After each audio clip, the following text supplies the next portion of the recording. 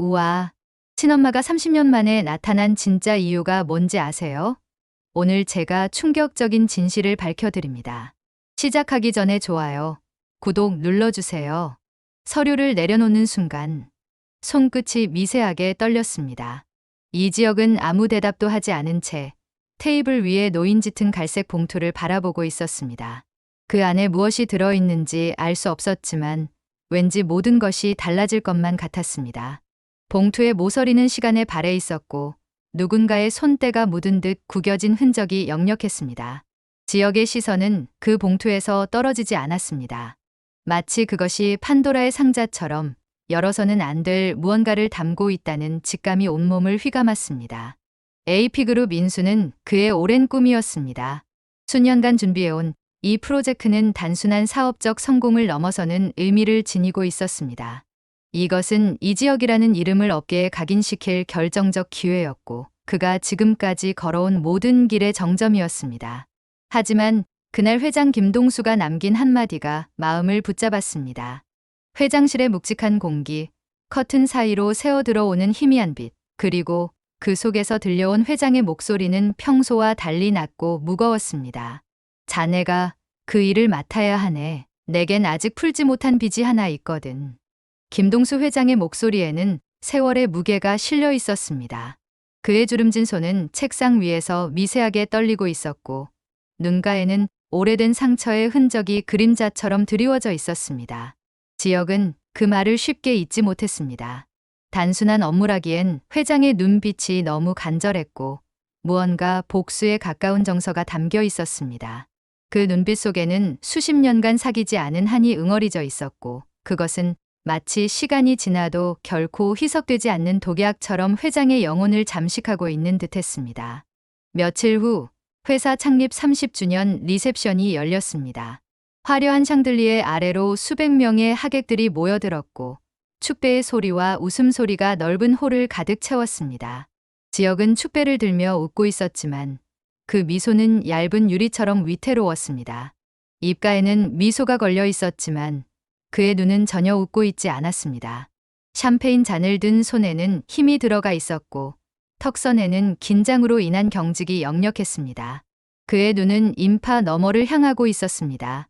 고성이 박진석 회장의 아내가 우아한 드레스를 입고 사람들 사이를 누비고 있었습니다.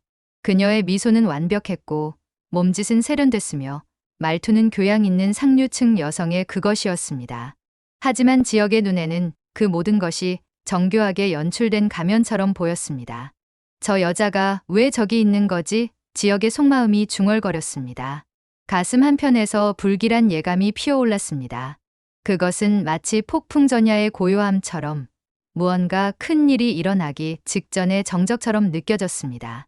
고성희와 김동수 회장, 그리고 그 봉투, 이 세 가지가 어떻게 연결되어 있는지는 아직 명확하지 않았지만 지역의 본능은 이것이 단순한 우연이 아니라고 경고하고 있었습니다. 그 순간부터 모든 불길한 예감이 시작됐습니다. 샴페인의 거품이 터지는 소리조차 지역에게는 무언가가 깨지는 소리로 들렸습니다. 그날 밤 행사장 한켠의 조용한 테라스에서 지은호가 조용히 다가왔습니다. 밤 공기는 차가웠고 도시의 불빛들이 저 멀리서 반짝이고 있었습니다. 은호의 발걸음은 조심스러웠고 그녀의 얼굴에는 복잡한 감정이 교차하고 있었습니다. 선배, 축하드려요. AP 인수라니 대단하세요. 그녀의 목소리는 밝았지만 어딘가 억지로 밝음을 유지하려는 노력이 느껴졌습니다. 지역은 잠시 미소를 지었지만 눈빛은 어딘가 허전했습니다. 그의 시선은 여전히 먼 곳을 향하고 있었고 마치 현재가 아닌 과거나 미래의 어떤 지점을 응시하는 것 같았습니다. 은호야, 사람 일이라는 게 얻는 만큼 잃는 게 있더라. 지역의 목소리에는 피로가 배어 있었습니다. 그것은 단순히 육체적인 피로가 아니라 영혼 깊숙한 곳에서 우러나오는 실존적 고뇌 같은 것이었습니다. 그게 무슨 말씀이에요? 은호가 물었지만 그녀 역시 그 질문의 답을 이미 어느 정도 알고 있는 듯했습니다. 아무것도 아니야.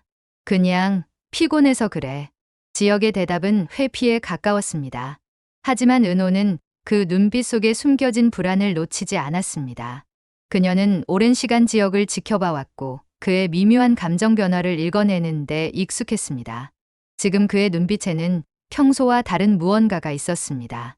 그것은 두려움과 결의가 뒤섞인 마치 피할 수 없는 운명 앞에 선 사람의 눈빛이었습니다. 그날 밤 은호 역시 자신의 인생을 뒤흔드는 전화를 받았습니다. 혼자 집으로 돌아와 샤워를 마치고 막 침대에 누우려던 순간 휴대폰이 울렸습니다. 모르는 번호였지만 은호는 왠지 그 전화를 받아야 할 것 같은 강한 예감에 사로잡혔습니다. 손이 떨렸습니다.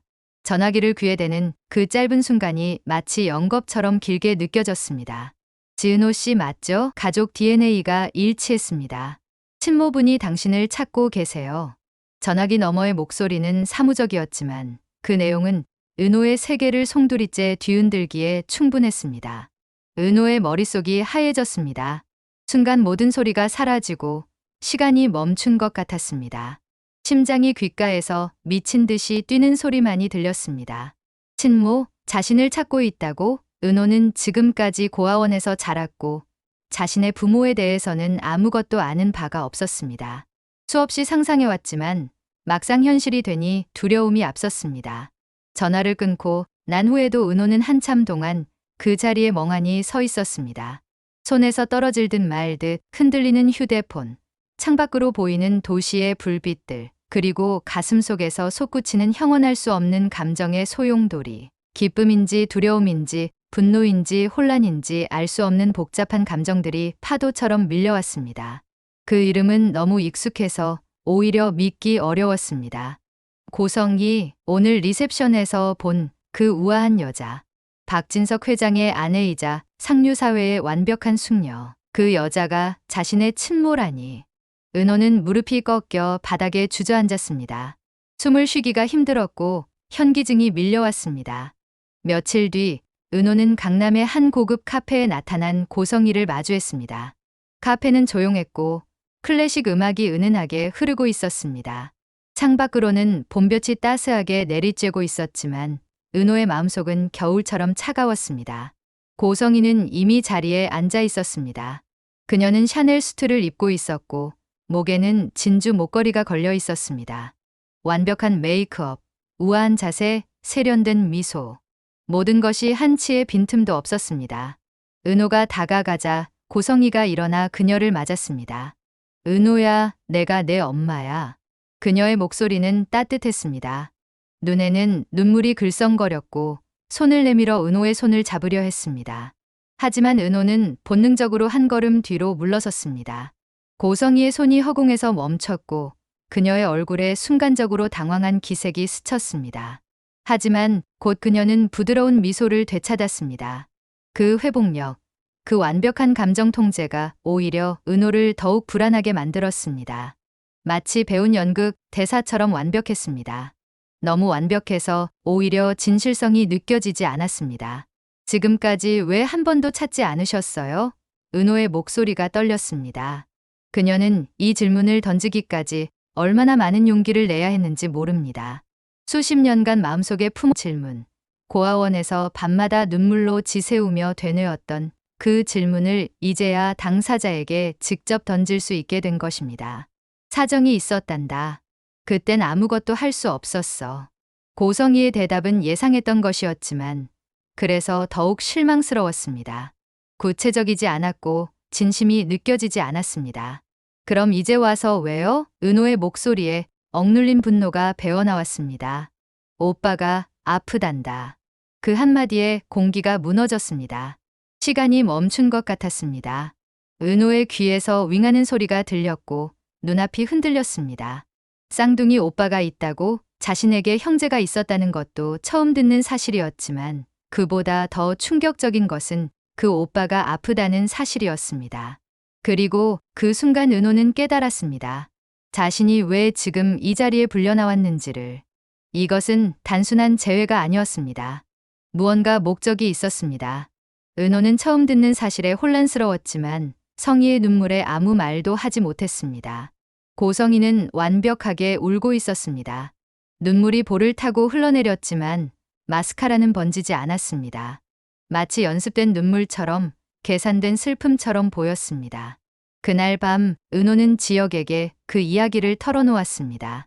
지혁의 사무실을 찾아갔을 때 그는 여전히 책상에 앉아 서류를 검토하고 있었습니다.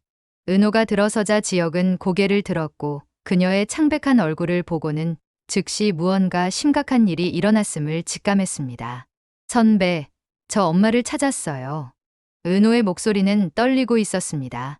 눈에는 눈물이 고여 있었지만 그녀는 울지 않으려고 애쓰고 있었습니다. 그래서 기뻐? 지혁의 질문은 조심스러웠습니다. 그는 은호의 표정을 읽으려 했습니다. 모르겠어요. 근데 오빠가 병원에 있대요. 지혁은 잠시 말을 멈췄습니다. 그의 눈빛이 흔들렸습니다. 순간적으로 무언가가 머릿속에서 연결되는 듯했습니다. 고성이, 병원, 오빠, 그리고 그 봉투, 퍼즐 조각들이 맞춰지기 시작했고 그 그림은 너무나 끔찍했습니다. 지혁의 얼굴이 굳어졌습니다. 주먹을 불끈 쥐었고 턱선에 힘이 들어갔습니다. 은호야, 그 사람 쉽게 믿지 마. 그의 목소리는 평소보다 낮고 단호했습니다. 은호는 그 말에 고개를 들었습니다. 무슨 말씀이세요? 하지만 지혁은 아직 확신이 서지 않는 추측을 함부로 말할 수 없었습니다. 그는 먼저 확인해야 할 것들이 있었습니다. 이후 지혁은 회장 김동수를 찾아갔습니다. 늦은 밤, 회장의 개인 서재에서 두 사람은 마주 앉았습니다. 어두운 방 안에는 책장 사이로 새어 들어오는 달빛만이 희미하게 공간을 밝히고 있었습니다. 회장은 위스키 잔을 천천히 돌리며 창밖을 바라보고 있었습니다. 회장님, 그 조건이라는 게 혹시 고성이와 관련된 겁니까? 지역의 질문에 회장은 고개를 돌렸습니다. 그의 얼굴에는 세월의 무게가 역력했고 눈빛에는 오래된 한이 서려 있었습니다. 회장은 아무 대답도 하지 않았습니다. 대신 서랍에서 그 봉투를 꺼내 천천히 지역 앞으로 밀었습니다. 지역은 봉투를 열었습니다. 손이 떨렸습니다. 봉투 안에서 오래된 사진 한 장과 누렇게 바랜 신문 스크랩이 나왔습니다. 사진 속에는 젊은 시절의 고성이가 있었습니다. 지금보다 훨씬 젊었지만 그 눈빛은 지금과 똑같았습니다. 차갑고 계산적이며 무언가를 숨기고 있는 듯한 눈빛, 그리고 신문 기사의 헤드라인이 지역의 눈에 들어왔습니다. 1989년 김 회장 아들 교통사고 사망 용의자는 미상. 지역의 손이 멈췄습니다. 기사를 읽어내려가는 동안 그의 얼굴은 점점 더 창백해졌습니다. 사진 속 여자, 그것은 명백히 고성이었습니다. 그 여자가 내 아들을 죽였네. 그리고 손주까지 데려갔지. 회장의 목소리는 떨리고 있었습니다. 수십 년간 사귀지 않은 한이 그 목소리에 담겨 있었습니다. 분노와 슬픔과 후회가 뒤섞인 한 인간의 영혼을 갉아먹어온 고통이 그 한마디에 응축되어 있었습니다. 지역은 숨이 막혔습니다. 모든 퍼즐이 맞춰지기 시작했습니다. 고성이, 박진석의 아내, 그리고 지금 은호의 친모, 교통사고로 죽은 회장의 아들, 그리고 사라진 손주. 은호가 바로 그 손주라는 것인가? 아니면 그 오빠가? 회장님, 설마 그 아이가? 지역의 목소리가 끊겼습니다. 그래, 내가 보호해야 할 사람이다. 그 아이가 진실을 밝혀줄 유일한 열쇠야. 회장의 말에 지역은 눈을 감았습니다. 모든 것이 명확해졌습니다. 고성이는 은호를 오빠의 장기 이식을 위해 찾아낸 것입니다. 그리고 그 뒤에는 더 큰 비밀이 숨어 있을 것입니다. 지역은 즉시 일어섰습니다. 시간이 없었습니다. 은호를 보호해야 했습니다. 며칠 후 은호가 병원을 찾았습니다. 강남의 한 대형 종합병원 VIP 병동이었습니다. 복도는 조용했고 간호사들의 발걸음 소리만이 희미하게 들렸습니다. 고성이는 환하게 웃으며 그녀를 맞았습니다. 마치 사랑하는 딸을 맞이하는 자상한 어머니처럼. 너무 고맙다, 은호야. 네, 덕분에 오빠가 살 수 있어. 고성이의 목소리는 감정이 넘쳤습니다. 하지만 은호는 그 감정이 진짜인지 의심스러웠습니다. 너무 완벽했습니다. 너무 적절했습니다. 저 수술은 언제예요? 은호가 물었습니다. 고지야. 그 전에 오빠 얼굴은 보면 안 돼. 그녀의 목소리는 차분했지만 눈빛은 차가웠습니다. 순간적으로 드러난 본성 같은 것이 은호를 스쳤습니다. 은호는 왠지 모를 불안감에 손끝이 떨렸습니다. 무언가 잘못되고 있다는 직감이 온몸을 휘감았습니다. 왜 오빠를 볼 수 없는 거지? 정말 오빠가 존재하기는 하는 걸까? 아니면 이 모든 것이 정교한 거짓말인가? 은호의 머릿속에 지역의 경고가 떠올랐습니다. 그 사람 쉽게 믿지 마. 같은 시각, 지역은 경찰서를 찾았습니다. 강력계 형사과였습니다. 지역은 담당 형사를 만나 조용히 말했습니다. 지은호라는 여자가 수상한 수술에 동의하려 합니다. 그 배우엔 고성이가 있어요. 형사가 고개를 들었습니다. 회의적인 표정이었습니다. 증거 있습니까? 지역은 조용히 김동수 회장에게서 받은 봉투를 내밀었습니다. 형사는 봉투의 내용물을 확인하더니 표정이 굳어졌습니다. 이게 정말입니까? 네. 그리고 지금 이 순간에도 한 여자가 위험에 처해 있습니다. 수술 당일 은호는 환자복을 입은 채 동의서에 서명하려 했습니다. 손이 떨렸습니다. 펜을 잡았지만 쉽게 서명이 되지 않았습니다. 마음 한구석에서 경고음이 울리고 있었습니다. 고성이는 옆에서 부드럽게 미소 지으며 말했습니다. 은호야, 오빠가 살 수 있어. 내가 아니면 안 돼. 하지만 그 미소가 어쩐지 섬뜩했습니다. 은호가 막 펜을 종이에 대려는 순간 문이 거칠게 열렸습니다. 황하는 소리와 함께 여러 사람이 방 안으로 쏟아져 들어왔습니다. 멈춰요, 지은호 씨. 지역이 경찰들과 함께 들어왔습니다. 그의 얼굴은 긴장으로 창백했고 숨이 가빴습니다. 분명 이곳까지 뛰어온 것이 분명했습니다. 순간 고성이의 얼굴이 굳었습니다. 그녀의 얼굴에서 그토록 완벽하게 유지되던 미소가 사라졌습니다. 그 밑에 감춰져 있던 본 모습이 드러났습니다. 차갑고 계산적이며 냉혹한 얼굴. 이게 뭐야? 고성이의 목소리가 날카로워졌습니다. 끝났습니다, 이사장님. 장기매매, 위조, 그리고 살인교사. 다 드러났습니다. 지역의 목소리는 단호했습니다. 은호야, 엄마야, 믿어줘. 고성이가 은호에게 손을 뻗었습니다. 그녀의 눈에서 눈물이 흘러내렸습니다. 하지만 이번에는 은호가 그 눈물을 믿지 않았습니다. 엄마요? 은호의 목소리가 떨렸습니다. 분노와 배신감과 슬픔이 뒤섞인 복잡한 감정이 그 한마디에 담겨 있었습니다. 사랑하는 사람을 이용한 게 사랑이에요? 은호의 질문에 고성이는 대답하지 못했습니다. 그녀의 얼굴이 일그러졌습니다. 성희는 울부짖었습니다. 하지만 그것은 후회의 눈물이 아니라 계획이 실패했다는 것에 대한 분노의 울부짖음이었습니다. 그럼 넌 날 용서할 수 있겠니? 고성이가 마지막으로 물었습니다. 아니요, 그냥 끝내고 싶어요. 은호의 대답은 차가웠습니다. 그 순간 은호는 성장했습니다. 더 이상 상처받은 아이가 아니라 자신의 운명을 스스로 결정하는 어른이 된 것입니다. 경찰이 성희의 손목에 수갑을 채웠습니다. 차가운 금속 소리가 병실에 울렸습니다. 그녀의 비명이 병원 복도에 퍼졌습니다. 아니야, 이건 오해야. 내 아들을 살리려고 했을 뿐이야. 하지만 아무도 그녀의 말을 믿지 않았습니다. 경찰들이 그녀를 끌고 나갔고 고성이의 비명은 점점 멀어졌습니다. 방 안에는 은호와 지영만 남았습니다. 고요했습니다. 너무나 고요했습니다. 은호는 그 자리에 멍하니 서 있었습니다. 손에는 여전히 펜이 들려 있었고 동의서는 서명되지 않은 채로 테이블 위에 놓여 있었습니다. 며칠 후 병실 한편에서 지역과 은호가 마주 앉았습니다. 창밖으로는 봄볕이 따스하게 들어오고 있었습니다. 새들이 지저귀는 소리가 들렸습니다. 세상은 여전히 평화로웠습니다. 하지만 두 사람의 마음속에는 폭풍이 지나간 흔적이 역력했습니다. 괜찮아? 지역이 조심스럽게 물었습니다. 네, 근데 진짜 엄마였어요. 그래서 더 미워요. 은호의 목소리에는 깊은 슬픔이 배어 있었습니다. 혈육이라는 이유만으로 자신을 이용하려 했던 그 여자. 사랑이라는 이름으로 자신을 속이려 했던 그 여자. 용서할 수 없었지만 그래도 아팠습니다. 지역은 말없이 그녀의 손을 잡았습니다. 그의 손은 따뜻했습니다. 그 온기가 은호의 마음을 조금씩 녹이고 있었습니다. 은호야, 세상에는 어떤 진실보다 견디기 힘든 게 있어. 바로 그게 용서야. 지역의 말에 은호는 고개를 들었습니다. 그의 눈을 바라보았습니다. 그 눈빛에는 진심이 담겨 있었습니다. 은호는 고개를 숙였습니다. 눈물이 볼을 타고 흘러내렸습니다. 하지만 이번에는 슬픔의 눈물이 아니라 해방의 눈물이었습니다.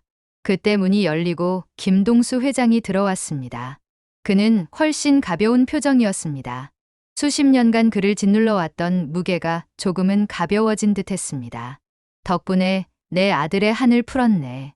이 대표, 그리고 지은호 씨, 고맙네. 회장의 목소리에는 진심 어린 감사가 담겨 있었습니다. 하지만 그는 거기서 멈추지 않았습니다. 회장은 조용히 말했습니다. 하지만 진실은 아직 끝나지 않았네.